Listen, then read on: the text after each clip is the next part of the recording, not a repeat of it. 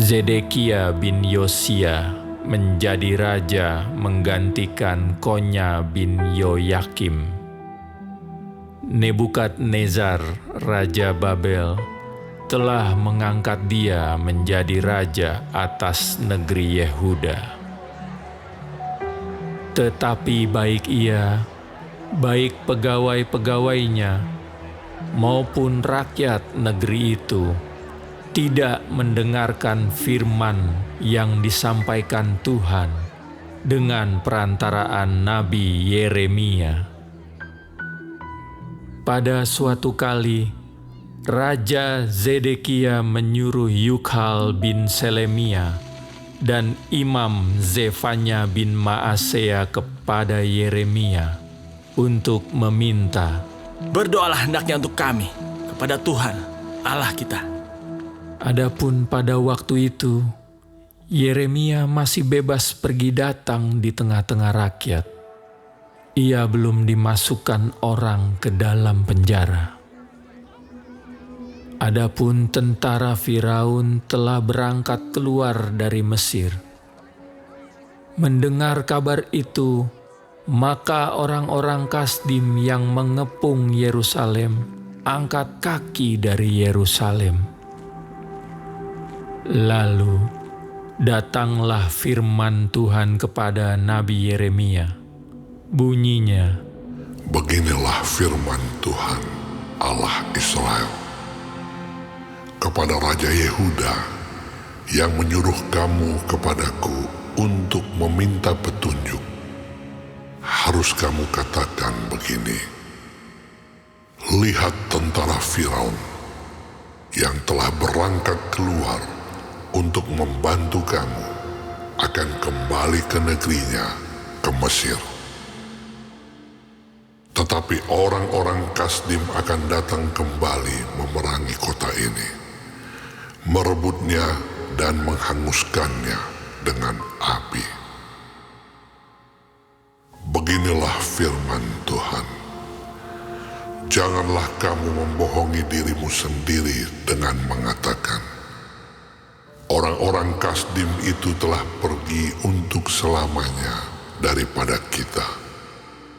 Padahal mereka tidak pergi untuk selamanya. Dan seandainya kamu memukul kalah segenap tentara orang Kasdim yang telah memerangi kamu itu, sehingga di antara mereka hanya tinggal orang-orang yang luka parah, masing-masing di kemahnya, mereka akan bangun dan menghanguskan kota ini dengan api."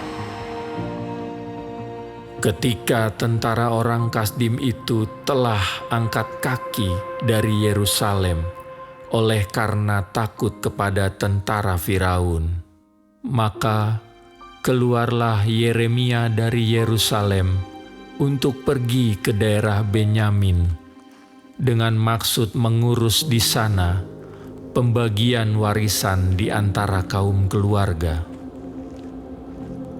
Tetapi ketika ia sampai ke pintu gerbang Benyamin, maka di sana ada seorang kepala jaga yang bernama Yeria bin Selemia bin Hananya. Ia menangkap Nabi Yeremia sambil berteriak, "Engkau mau menyeberang kepada orang Kasdim?" Dan sekalipun Yeremia menjawab, "Itu bohong. Aku tidak hendak menyeberang kepada orang Kasdim." tetapi Yeria tidak mendengarkan.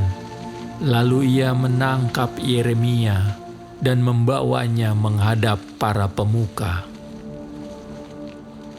Para pemuka ini menjadi marah kepada Yeremia.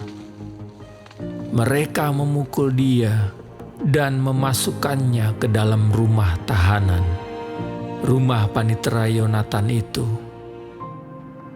Adapun rumah itu telah dibuat mereka menjadi penjara. Demikianlah halnya Yeremia masuk ke dalam ruang cadangan air di bawah tanah itu, dan lama Yeremia tinggal di sana. Pada suatu kali, Raja Zedekia menyuruh orang mengambil dia. Lalu dengan diam-diam, bertanyalah raja di istananya kepadanya. Adakah datang firman dari Tuhan? Jawab Yeremia. Ada. Lagi katanya, Bunyinya, engkau akan diserahkan ke dalam tangan Raja Babel. kemudian berkatalah Yeremia kepada Raja Zedekia, Apakah dosa yang kuperbuat kepadamu, kepada pegawai-pegawaimu, dan kepada bangsa ini, sehingga kamu memasukkan aku ke dalam penjara? Di manakah gerangan para nabimu yang telah bernubuat kepadamu bahwa Raja Babel tidak akan datang menyerang kamu dan negeri ini?